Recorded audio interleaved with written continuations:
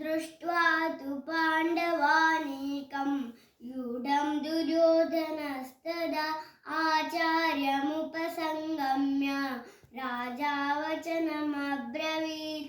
ಸಂಜಯನು ಹೇಳಿದನು. ವ್ಯೂಹಾಕಾರದಲ್ಲಿ ನಿಂತಿರುವ ಪಾಂಡವರ ಸೈನ್ಯವನ್ನು ನೋಡಿ ರಾಜನಾದ ದುರ್ಯೋಧನ ದ್ರೋಣಾಚಾರ್ಯ ಬಳಿಗೆ ಹೋಗಿ ಈ ಮಾತನ್ನು ಹೇಳಿದನು. ಪಶ್ಯೈತಾಂ ಪಾಂಡುಪುತ್ರಾಣಾಂ ಆಚಾರ್ಯ ಮಹತೀಂ ಜಮೂ ಯೂಢಾಂ ದ್ರುಪದ ಪುತ್ರೇಣ ತವ ಶಿಷ್ಯೇಣ ಧೀಮತ. ಹೇ ಆಚಾರ್ಯರೇ, ನಿಮ್ಮ ಶಿಷ್ಯನು ಬುದ್ಧಿವಂತನಾದ ದ್ರುಪದ ಪುತ್ರನಿಂದ ವ್ಯೂಹಾಕಾರದಲ್ಲಿ ನಿಲ್ಲಿಸಲ್ಪಟ್ಟಿರುವ ಪಾಂಡವರ ಈ ದೊಡ್ಡ ಸೈನ್ಯವನ್ನು ನೋಡಿ.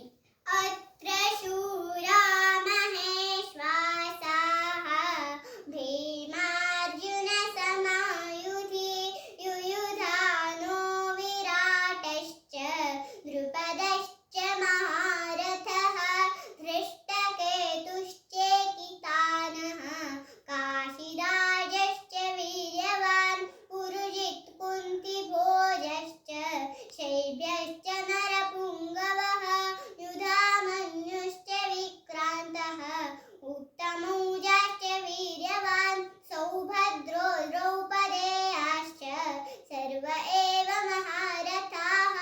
ಪಾಂಡವರ ಸೈನ್ಯದಲ್ಲಿ ದೊಡ್ಡ ದೊಡ್ಡ ಧನಸ್ಸುಳ್ಳ ಹಾಗೂ ಭೀಮಾರ್ಜುನರಿಗೆ ಸರಿ ಸಮಾನರಾದ ಶೂರರಾದ ವೀರಸಾತ್ಯಕಿ ವಿರಾಟ, ಮಹಾರಥಿಯಾದ ದ್ರುಪದ ರಾಜ, ದೃಷ್ಟಕೇತು, ಚೇಕಿತಾನ, ಬಲಶಾಲಿಯಾದ ಕಾಶಿರಾಜ, ಪುರುಜಿತ್ತು, ಕುಂತಿಭೋಜ, ಶೈಬ್ಯ, ಪರಾಕ್ರಮಿಯಾದ ಯುಧಾಮನ್ಯು, ಬಲಶಾಲಿಯಾದ ಉತ್ತಮೌಜ, ಸುಭದ್ರೆಯ ಪುತ್ರನಾದ ಅಭಿಮನ್ಯು ಹಾಗೂ ದ್ರೌಪದಿಯ 5 ಪುತ್ರರು ಇದ್ದಾರೆ.